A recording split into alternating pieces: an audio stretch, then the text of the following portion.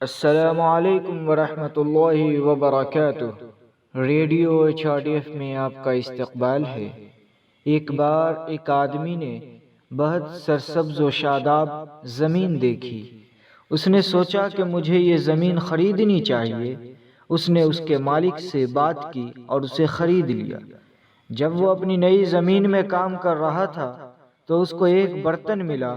اس نے اسے کھولا تو وہ یہ دیکھ کر حیرت زدہ ہو گیا کہ برتن سونے کے سکوں سے بھرا ہوا ہے۔ اس کے دماغ میں بہت سے خیالات آئے۔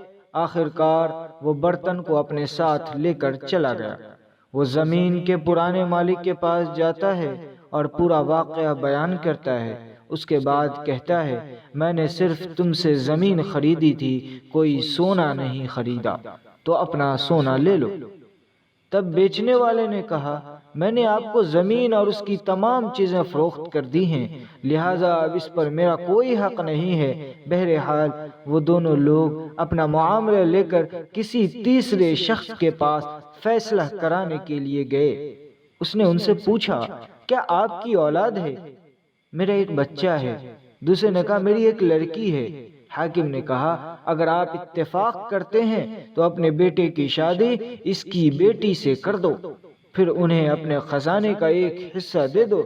براہ کرم باقیوں کو صدقہ و خیرات کے طور پر تقسیم کر دو۔ پیارے بھائیوں، یہ صرف ایک کہانی نہیں ہے، بخاری اور مسلم کی روایت کردہ ایک حدیث کا مفہوم ہے جو نبی کریم صلی اللہ علیہ وسلم نے صحابہ اکرام کے سامنے بیان کی تھی۔ اس حدیث میں جن لوگوں کا ذکر نبی نے کیا ہے وہ کسی نبی کے پیروکار ہو سکتے ہیں۔ جب ہم ان معصوم لوگوں کی کہانی سنتے ہیں تو ہمیں ہنسی آتی ہے۔ کیا انسان اس طرح ہو سکتا ہے؟ وہ لوگ کیوں مال و دولت کو لینے سے انکار کرتے تھے؟ کیا ان کو دولت پسند نہیں تھی؟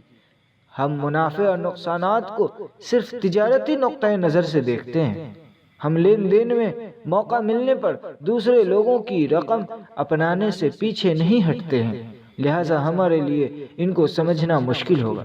ان جیسے لوگ ہماری نظر میں بے وقوف اور جاہل ہیں۔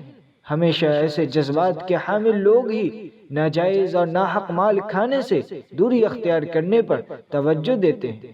ہماری نظر میں وہ بڑی مصلح نہیں ہیں، لیکن وہ خالق کی نظر میں بہت محبوب ہیں۔